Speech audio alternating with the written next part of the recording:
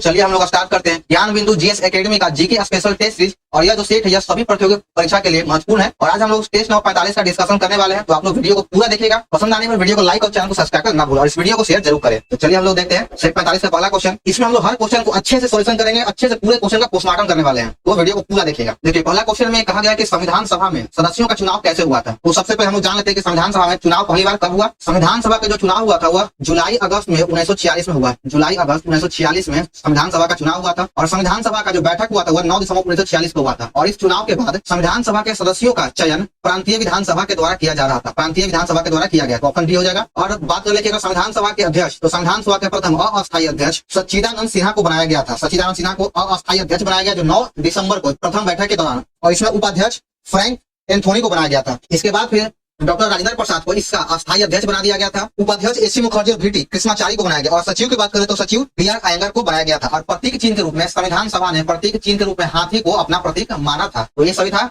संविधान सभा से जुड़ी बातें। चलिए देखते हैं अगला प्रश्न। भारत परिषद की समाप्ति किसके द्वारा किया गया। भारत परिषद का जो समाप्त हुआ था वह 1935 के अधिनियम के द्वारा भारत परिषद को समाप्त कर दिया गया। तो 4 नंबर सही हो जाएगा 1935। सर्वप्रथम विधान परिषद का जिक्र 1835 के अधिनियम के द्वारा किया गया था। विधान परिषद का जिक्र। भारत ने समवर्ती सूची की संकल्पना उद्धृत किया है। या यूं कहेंगे समवर्ती सूची भारत में किस देश के संविधान से ग्रहण किया गया। तो सही उत्तर हो जाएगा ऑप्शन 3 ऑस्ट्रेलिया के संविधान से। अगर बात करें प्रस्तावना की भाषा का तो प्रस्तावना की भाषा भी ऑस्ट्रेलिया के संविधान से लिया गया है। प्रस्तावना लिया गया था अमेरिका से और भाषा ऑस्ट्रेलिया से। मौलिक कर्तव्य लिया गया था रूस से जिसको पहले यूएसएसआर कहा जाता है। मौलिक कर्तव्य रूस से लिया गया है। चलिए आगे बढ़ते हैं। नीचे दिए गए राज्यों को भारत संघ के संपूर्ण राज्य का दर्जा प्राप्त होने का सही क्रम में उसको सजाना है। तो ऑप्शन 2 सही हो जाएगा। सबसे पहले नागालैंड को 1963 में मिला, हरियाणा को 1966 में, सिक्किम 1975 और अरुणाचल प्रदेश 1987। अगर आप लोग चाहें तो इसको अपने सेट में लिख सकते हैं। आगे देखिए निम्नलिखित में कौन सा सही सम्मिलित नहीं है। बंदी प्रत्यक्षीकरण to have the body of यानी सशरीर प्रस्तुत करने को बंदी प्रत्यक्षीकरण कहा जाता है। तो ये सही है। परमादेश यानी आदेश देना, भी कमांड देना तो सही है। प्रतिषेध ये गलत मिलान है। प्रतिषेध का मतलब होता है रोकना, किसी चीज के लिए रोकना। टू बी सर्टिफाइड इसका मतलब हो गया उत्प्रेषण। तो आपका ऑप्शन 3 हो जाएगा, यही मिलान गलत था। अधिकार पृष्ठ का मतलब होता है बाई वाइट अथॉरिटी। चलिए आगे देखते हैं। बंधुआ मजदूर उन्मूलन अधिनियम संसद ने पारित कब किया था। बंधुआ मजदूर उन्मूलन अधिनियम संसद के द्वारा 1976 में पास किया गया था। और इस समय भारत के प्रधानमंत्री इंदिरा गांधी थे। अगला प्रश्न है कि वह राष्ट्र का प्रतिनिधित्व करता है परंतु राष्ट्र का नेतृत्व नहीं करता। यह उपनियम में से किस पर लागू होता है। यानी कौन व्यक्ति है, कौन पदाधिकारी है जो राष्ट्र का प्रतिनिधित्व करता है लेकिन नेतृत्व नहीं करता है। उसका नाम हो जाएगा राष्ट्रपति। राष्ट्रपति भारत का प्रथम नागरिक होता है और यह राष्ट्र का प्रतिनिधित्व करता है लेकिन नेतृत्व नहीं करता। राष्ट्र का नेतृत्व प्रधानमंत्री के द्वारा किया जाता है। लोकसभा की बैठक समाप्ति की जा सकती है स्थगन के द्वारा, सत्रावसान के द्वारा, विघटन के द्वारा, इन तीनों के द्वारा। तो ऑप्शन 4 सही हो जाएगा उपयुक्त में से सभी। राज्य की संचित निधि का संचालन किसके द्वारा किया जाता है। तो सबसे पहले ये देख लीजिए यहाँ पे क्या पूछा, राज्य या केंद्र। यहाँ राज्य है तो राज्य का संचित निधि राज्य विधानमंडल के द्वारा संचालित किया जाता है। अगर यहाँ सेंट्रल पूछता है तो फिर संसद हो जाता है। यूनियन पब्लिक सर्विस कमीशन की प्रथम महिला अध्यक्ष का नाम क्या था। इसके प्रथम महिला अध्यक्ष का नाम है रोज बैथ्यू। 2 नंबर सही है रोज बैथ्यू। भारत के संविधान में लोकसभा में अनुसूचित जनजातियों की व्यवस्था की गई है। तो यहाँ पे देखिए चारों ऑप्शन जो है महत्वपूर्ण है। चारों अनुच्छेद काफी ही महत्वपूर्ण है। तो अनुसूचित जनजाति के लिए लोकसभा में व्यवस्था किया गया अनुच्छेद 303 के था। तो आपका ऑप्शन सही है। अगर वही प्रश्न पूछे कि लोकसभा में आंग्ल भारतीयों के लिए जो अनुच्छेद दिया गया है वो अनुच्छेद 331 है। इसमें आंग्ल भारतीयों के लिए व्यवस्था किया गया है। अनुच्छेद 332 में विधानसभा में एससी एसटी के बाद कहा गया, एससी एसटी का बाद विधानसभा में कहा गया 332 में। और विधानसभा में आंग्ल भारतीयों का मनन का उल्लेख अनुच्छेद 333 में है। तो इसको आप लोग नोट डाउन कर लीजिएगा। आगे देखिए केशवानंद भारती केस का महत्व इसलिए है कि देखिए ये आपको ऑप्शन अगर याद नहीं भी है तो आप बना सकते हैं। केशवानंद भारती का जो संबंध था वो न्यायालय से था, न्याय से था। तो कार्यपालिका यहाँ पे नहीं होगा। ये भी संघीय सरकार से ये भी नहीं होगा। तो बचा ऑप्शन 2 नंबर। उच्चतम न्यायालय ने संविधान के मूल विशेषता को प्रतिपादित किया था। कुछ का आंसर आप अपने दिमाग से भी दे सकते हैं। आगे देखिए ग्रीनविच से 180 डिग्री मध्याह्न काल्पनिक रेखा क्या कहलाता है। तो 180 डिग्री रेखा को अंतरराष्ट्रीय तिथि रेखा कहा जाता है। 1 नंबर सही हो जाएगा। 23.5 डिग्री को कर्क रेखा, 23.5 डिग्री उत्तरी अक्षांश को कर्क रेखा और दक्षिणी अक्षांश को मकर रेखा कहा जाता है। मिश्रित धातुओं और सिलिकेटों से बनी धरती की परत क्या कहलाती है। तो इस धरती के परत को सीएल कहा जाता है। सीएल 1 नंबर सही है। सूर्य की तीव्र किरणों द्वारा झुलसने से वायुमंडल की कौन सी गैस हमारी रक्षा करती है। तो ये जो रक्षा करता है वो ओजोन गैस करता है, ओजोन परत करता है। और इसका जो सूत्र O3 होता है। ओजोन गैस समताप मंडल में पाया जाता है। ओजोन गैस समताप मंडल में पाया जाता है। चलिए आगे बढ़ते हैं। समुद्र तल से सर्वाधिक निचली झील कौन सी है। यानी समुद्र तल से सबसे गहरा झील हो जाएगा मृत सागर। मृत सागर सबसे गहरा झील है। अगर इसकी स्थिति की बात करें तो मृत सागर इजराइल और जॉर्डन दोनों देशों के मध्य स्थित है, बीच में या समीप स्थित है। बैकाल झील सबसे गहरा झील है जो रूस में आपका है। आगे देखिए 17 नंबर। एशिया तथा उत्तरी अमेरिका किसके द्वारा अलग होता है। एशिया और उत्तरी अमेरिका बेरिंग जलमर्मद के अंतर्गत अलग होता है। और यह जो है एक तरफ यहाँ पर रूस पड़ता है और इधर अलास्का का क्षेत्र और यहाँ बीच में बेरिंग जल संधि पड़ता है और यहीं से अलग होता है। तो इसका सही उत्तर हो जाएगा 4 नंबर। निम्नलिखित में किस खनिज में भारत आत्मनिर्भर नहीं है। इन चारों ऑप्शन में से तांबा में भारत आत्मनिर्भर नहीं है। ऑप्शन डी हो जाएगा। और तांबे के लिए भारत का प्रसिद्ध खान है खिचड़ी जो राजस्थान में है, तांबे के लिए प्रसिद्ध है। डॉल्फिन नोच चट्टान के पीछे कौन सा बंदरगाह है। डॉल्फिन नोच के पीछे जो बंदरगाह है उसका नाम विशाखापट्टनम और यह प्राकृतिक बंदरगाह है। प्राकृतिक सबसे भारत का सबसे गहरा बंदरगाह है विशाखापट्टनम। चेन्नई तमिलनाडु में है पारादीप उड़ीसा में है और वर्तमान में भारत में भी कुल 14 बड़े बंदरगाह है। अगला प्रश्न है, निम्नलिखित में कौन सी एक राजस्थान की जनजाति नहीं है? आइए ऑप्शन को देखते हैं, भील, मीना, सहारिया या डोगरी। तो डोगरी जो है यहाँ राजस्थान की जनजाति नहीं है, जम्मू कश्मीर की जनजाति है। तो 3 नंबर सही हो जाएगा। आगे बढ़ते हैं, निम्न में से किस देश के साथ भारत की अंतर्राष्ट्रीय सीमा नहीं लगता है? तो भारत का जो अंतर्राष्ट्रीय सीमा है वह श्रीलंका के साथ नहीं लगता है। ऑप्शन के अकॉर्डिंग आपका 4 नंबर सही है। इन तीनों से समुद्र भूमि के साथ अंतर्राष्ट्रीय सीमा लगता है। 22 नंबर में सूची 1 और 2 को मिलान करना है। विशाखापट्टनम किसके लिए विख्यात है? तो यह पोत निर्माण के लिए विख्यात है। लेकिन देखिए ऐसे प्रश्न अगर आपको याद नहीं हो तो आप कैसे ढूंढेंगे? इसमें से एक को ढूंढिए कि गुड़गांव किसके लिए प्रसिद्ध है? तो गुड़गांव जो है वो मोटर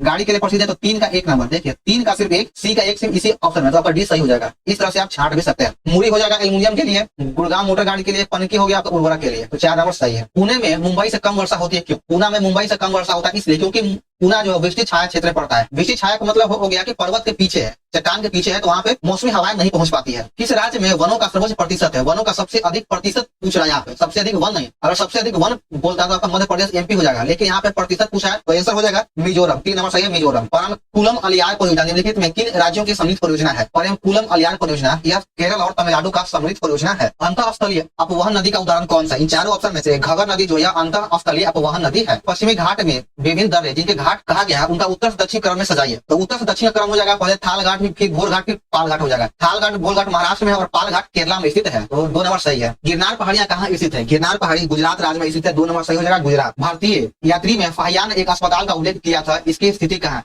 तो जो यह अस्पताल था वह पाटलिपुत्रा में था, इसी का जिक्र किया गया था। फाहियान चंद्रगुप्त द्वितीय के शासनकाल में आया था, चंद्रगुप्त द्वितीय के शासनकाल में भारत आया था। तो वर्ष 1920-21 के आसपास किस नदी के किनारे खुदाई के दौरान हड़प्पा शहर का खोज किया गया था? हड़प्पा शहर का खोज 1920-21 में रावी नदी के किनारे किया गया था। तो 4 नंबर सही है। और हड़प्पा की खोज दयाराम साहनी के द्वारा किया गया था। इसके बाद 1 साल बाद 1922 ईस्वी में मोहनजोदड़ो का खोज किया गया था राखादास बनर्जी के द्वारा। वैशाली में द्वितीय बौद्ध संगीति किसके द्वारा संचालित किया गया था? तो सबसे पहले हम 4 बौद्ध संगीति को देख लेते हैं, इसलिए आपको आंसर खोजने में आसानी हो जाएगा। पहला बौद्ध संगीति 483 ईसा पूर्व में राजगीर में हुआ था, और ये जो करवाया गया था यह अजात शत्रु के द्वारा करवाया गया था। दूसरा बौद्ध संगीति 383 ईस्वी 100 साल बाद वैशाली में हुआ था और यह जो था कालाशोक के द्वारा किया गया था, कालाशोक के द्वारा करवाया गया था। फिर आपका तीसरा बौद्ध संगीति यह 251 ईसा पूर्व में हुआ, यह पाटलिपुत्रा में हुआ था और यह अशोक के द्वारा करवाया गया था। चौथा बौद्ध संगीति प्रथम ईस्वी में हुआ था और यह कनिष्क के द्वारा कुंडलवन जम्मू कश्मीर में करवाया गया था। तो आपको देख लीजिए कि द्वितीय बौद्ध संगीति कहाँ हुआ था? तो यह वैशाली में कालाशोक के द्वारा करवाया गया था। 2 नंबर सही हो जाएगा। मौर्य काल में टैक्स को छुपाने या चोरी करने की स्थिति में कौन सा दंड दिया जाता था?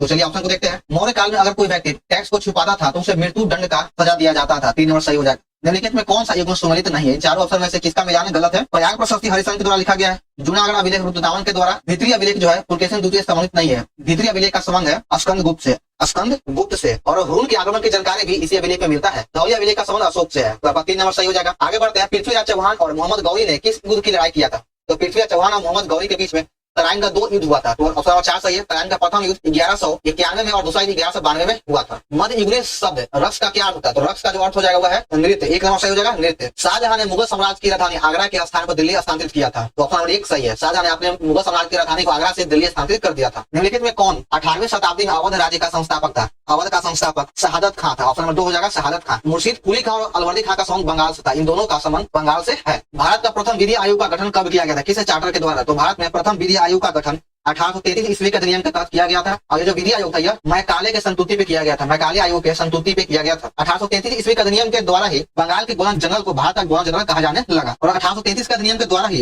ईस्ट इंडिया कंपनी के व्यापारिक एकाधिकार को पूरी तरह से समाप्त कर दिया गया था। और अगर 1813 की बात करें तो 1813 में ईस्ट इंडिया कंपनी के व्यापारिक एकाधिकार को आंशिक रूप से समाप्त किया गया था। इसमें चाय और चीन के व्यापार के साथ एकाधिकार था। अगर 1853 की बात करें तो 1853 में सर्वप्रथम विधान परिषद को लाया गया। तो चलिए हम आगे बढ़ते हैं। पवना आंदोलन 1873 में कहाँ हुआ था? 1873 में पवना आंदोलन बंगाल में हुआ था। 1 नंबर सही। लाला लाजपत राय किस संगठन के एक सक्रिय सदस्य थे? तो लाला लाजपत राय आर्य समाज के एक सक्रिय सदस्य थे। तो ऑप्शन नंबर ये सही हो जाएगा। आर्य समाज की स्थापना 1875 ईस्वी में दयानंद के द्वारा दयानंद सरस्वती के द्वारा किया गया था। ब्रह्म समाज की स्थापना 1828 में राजा राम मोहन राय के द्वारा किया गया। प्रार्थना समाज की स्थापना 1867 में आत्मानंद पाडुरन के द्वारा किया गया। आगे देखिए यहाँ पे अब्दुल कलाम आजाद के द्वारा किस समाचार पत्र को संपादित किया गया था? अब्दुल कलाम आजाद के द्वारा कौन सा समाचार पत्र संपादित किया गया? तो सही आंसर हो जाएगा अल हिलाल। ऑप्शन 3 सही हो जाएगा, अल हिलाल। कॉमरेड या जिन्ना के द्वारा संपादित किया गया था। निम्नलिखित स्वतंत्रता सेनानियों पर विचार कीजिए। वरिंद्र कुमार घोष, जोगेश चंद्र चटर्जी और रास बिहारी बोस। ये तीनों जो ऑप्शन है तीनों में से कौन गद्दार पार्टी से जुड़े हुए था? इसका सही आंसर हो जाएगा ऑप्शन नंबर डी, केवल 3। रास बिहारी बोस का संबंध सिर्फ गद्दार पार्टी से है। अब देखिए गद्दार पार्टी की स्थापना 1913 ईस्वी में किया गया था। गद्दार पार्टी का स्थापना 1913 ईस्वी में लाला हरदयाल के द्वारा किया गया था पंजाब में।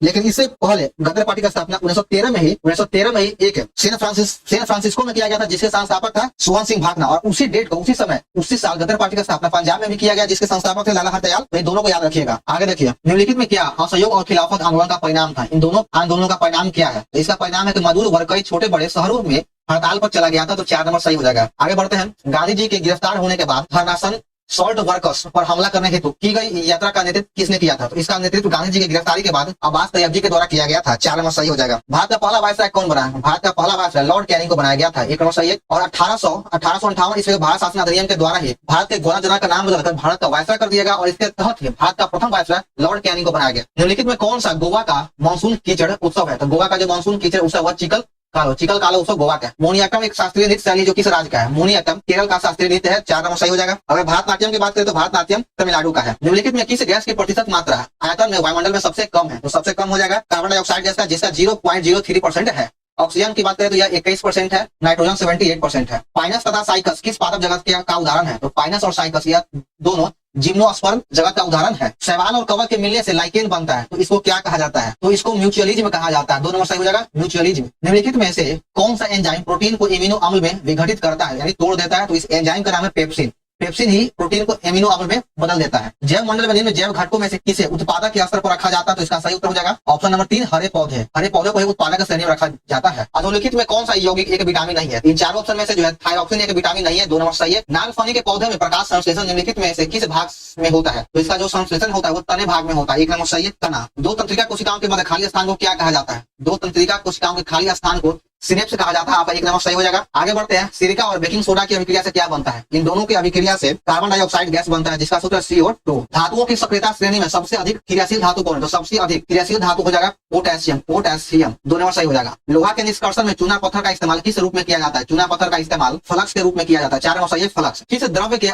वाष्पन की दर किस पर निर्भर नहीं करता है? किसी द्रव्य का वाष्पन का दर किस पर निर्भर नहीं करता है? तो उसके तापमान पर निर्भर करता है, वायुमंडल के खुले हुए पृष्ठ क्षेत्र पर, इस पर भी निर्भर करता है, उसके द्रव्यमान पर। तो आपका यही आंसर हो जाएगा, उसके द्रव्यमान पर निर्भर नहीं करता है। चलिए आगे बढ़ते हैं। समतल दर्पण द्वारा बनने वाला प्रतिबिंब क्या होगा? समतल दर्पण द्वारा बना प्रतिबिंब आभासी होता है। आभासी होता है। और बड़ा वस्तु किससे बनेगा? तो बड़ा वस्तु अवतल दर्पण से बनता है। अवतल दर्पण से बड़ा वस्तु बनता है। अगर छोटा की बात करें तो छोटा उत्तल दर्पण से बनेगा। आगे देखिए 61 नंबर है कि किलोवाट घंटा का मात्रा क्या हो जाएगा? इसका मात्रा विद्युत ऊर्जा होता है। 1 नंबर सही है। अपवर्तन के बाद भी प्रकाश का में से कौन सा गुण अपवर्तित रहता है? अपवर्तन के बाद भी प्रकाश का आवृत्ति में कोई भी चेंज नहीं होता, इसके फ्रीक्वेंसी में चेंज नहीं होता। तो 1 नंबर सही है। किसी शुष्क सेल में विद्युत का उत्पादन किससे होता है? तो विद्युत का उत्पादन रासायनिक ऊर्जा से होता है। 1 नंबर सही है, रासायनिक ऊर्जा। प्रकाश के विश्लेषण की परिघटना में लघुत्तम तरंगदैर्घ्य की प्रकाश तरंग कैसी होती है? जिसका तरंगदैर्घ्य कम होता है उसमें क्या होगा? तो उसमें मंदित हो जाती है और उसका अपवर्तन सबसे अधिक होगा। तो 2 नंबर सही है। आगे देखिए इंसुलेटर का विद्युत प्रतिरोध क्या होता है? इंसुलेटर का विद्युत प्रतिरोध असीम रूप से उच्च होगा। 4 नंबर सही है। कोई अर्थव्यवस्था टेक ऑफ अवस्था में है तो क्या होगा? जब कोई अर्थव्यवस्था टेक ऑफ स्थिति में है तो उसके स्थैतिक विकास प्रारंभ करता है। 4 नंबर सही हो जाएगा, विकास प्रारंभ। 67 नंबर में आपका क्रम के अनुसार सजाना है। अगर इस तरह से अगर आपको सजाने की बात कहा जाए, अगर कोई याद नहीं भी है एक आध ऑप्शन, तो भी आप इसको बना सकते हैं। कैसे?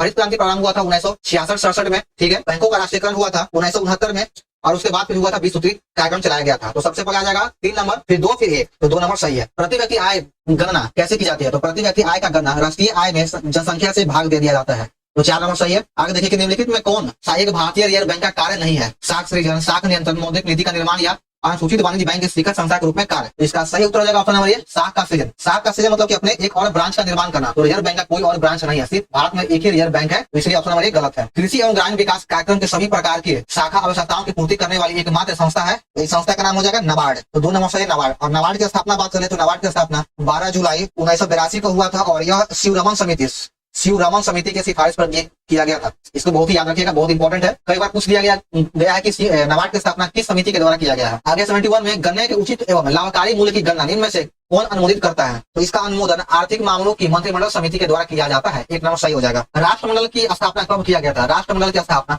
1926 ईस्वी में किया गया था। आपका 3 नंबर सही है, 1926। एमनेस्टी इंटरनेशनल एक संगठन है जो किससे जुड़ा हुआ है? एमनेस्टी इंटरनेशनल यह एक संगठन है जो मानव अधिकारों के संरक्षण से जुड़ा हुआ है। 2 नंबर सही है। आगे बढ़ते हैं। किसी प्रोग्राम का चित्र के रूप में प्रदर्शन क्या कहलाता है? तो इसका प्रदर्शन फ्लो चार्ट कहलाता है। 4 नंबर सही फ्लो चार्ट। इनपुट का आउटपुट में रूपांतरण किसके द्वारा होता है? तो इसका रूपांतरण सीपीयू के द्वारा होता है। 4 नंबर सही सीपीयू। बल प्रक्रम राष्ट्रीय उद्यान किस राज्य में स्थित है? बल प्रक्रम राष्ट्रीय उद्यान मेघालय राज्य में है। ऑप्शन नंबर 4 हो जाएगा मेघालय। भारतीय प्राणी विज्ञान सर्वेक्षण का मुख्यालय कहाँ है? इसका मुख्यालय कोलकाता में है। भारतीय प्राणी विज्ञान सर्वेक्षण का मुख्यालय कोलकाता में स्थित है। तो विश्व आपदा नियंत्रण दिवस कब मनाया गया? विश्व आपदा नियंत्रण दिवस 13 अक्टूबर को मनाया गया, तो 2 नंबर सही हो जाएगा 13 अक्टूबर। जैव विविधता के साथ साथ मनुष्य के परंपरागत जीवन के संरक्षण के लिए सबसे महत्वपूर्ण रणनीतिक निम्नलिखित में से किस एक की स्थापना करने में निहित है? तो इसका सही उत्तर हो जाएगा ऑप्शन नंबर 2, जीव मंडल नीचे है। इसमें क्या होता है कि इसमें जानवर के साथ साथ मनुष्यों को भी रखा जाता है, रह सकता है। जब कुल उपयोगिता अधिकतम होगा तो सीमांत उपयोगिता क्या होगा? तो इसका सीमांत उपयोगिता शून्य हो जाएगा, शून्य हो जाएगा। अर्थशास्त्र को विश्व और समाविश्व में किसने बांटा था? इन दोनों में अर्थशास्त्र रेगुलर फीस के द्वारा बांटा गया था, रेगुलर फीस के द्वारा बांटा गया था। 82 नंबर में निम्नलिखित में कौन श्रीमद राष्ट्रीय आय में शामिल नहीं होता है? तो राष्ट्रीय आय में शेयर और डिवेंचर को शामिल नहीं किया जाता है। 4 नंबर सही हो जाएगा। अंतरिक्ष में जाने वाली पहली अरब महिला अंतरिक्ष यात्री कौन बनी है? तो अंतरिक्ष में जाने वाली पहली जो महिला बन चुकी है वो है रयानी बरनावी, रयानी बरनावी। ऑप्शन नंबर सही है। ग्रीनलैंड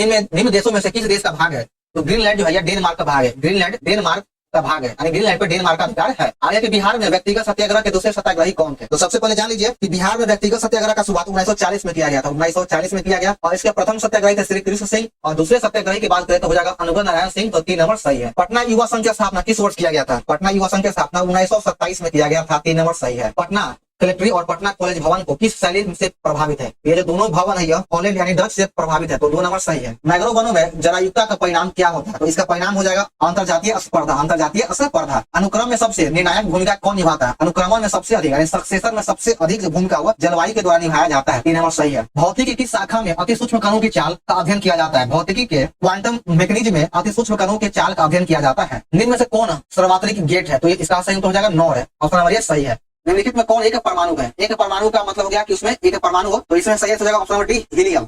बाकी सभी जो गैस है वो द्वितीय परमाणु होता है, ऑक्सीजन में 2 परमाणु होता है। आगे देखिए कि प्रथम शीतकालीन ओलंपिक खेल का आयोजन कहाँ किया गया था? प्रथम शीतकालीन ओलंपिक खेल का आयोजन इटली में किया गया था। 3 नंबर सही है, इटली। धनपत राय श्रीवास्तव किस नाम से जाना जाता है? धनपत राय श्रीवास्तव को प्रेमचंद के नाम से जाना जाता है, तो 4 नंबर सही प्रेमचंद। पुराण गमन जैसी प्रमुख जो साहित्य है वह प्रेमचंद के द्वारा लिखा गया है। नो अस्मिन नामक पुस्तक क्या पता किसकी है? नो अस्मिन आत्मकथा सेन वान का है। ICTP रामानुजन पुरस्कार में उत्कृष्टता के लिए प्रतिवर्ष प्रदान किया जाता है, तो रामानुजन पुरस्कार किस क्षेत्र में दिया जाता है? तो यह गणित के क्षेत्र में दिया जाता है। अमेरिकी स्वतंत्रता संग्राम का नायक कौन था? अमेरिकी स्वतंत्रता संग्राम का नायक वाशिंगटन था, और अमेरिका का जो था वह स्वतंत्रता संग्राम 1775 से लेकर के 1783 ईस्वी तक चला। किस वर्ष सोवियत संघ का विघटन हुआ था, जिसको USSR कहा जाता है? रूस का एक पूरा सम्मिलित ग्रुप था, वह 1991 ईस्वी में विघटित हो गया था, और इसमें टोटल 15 देश शामिल था। बास्टिल जेल पर तीसरी रियासत के हमले ने को हवा दिया, तो इसका सही उत्तर हो जाएगा ऑप्शन नंबर 2, फ्रांसीसी क्रांति। 2 नंबर सही है। आगे देखिएगा इस सेट का हमारा अंतिम प्रश्न, उस्ताद बिंदु खां इनमें से किस वाद्य यंत्र के वादक था? उस्ताद बिंदु खां का संबंध सारंगी से है। 4 नंबर सही हो जाएगा सारंगी। तो चलिए हमारे यहाँ पर सेट नंबर 45 समाप्त होता है। तो आप लोग अपने कमेंट जरूर कीजिएगा कि आप लोग का सेट कैसा लगा, और सबसे पहले आप लोग इस वीडियो को लाइक कर दीजिए, और चैनल पर नया है तो चैनल को सब्सक्राइब करना ना भूलिए। इस वीडियो को अपने दोस्तों में शेयर जरूर करें। तो चलिए मिलते हैं फिर हम लोग नेक्स्ट वीडियो में।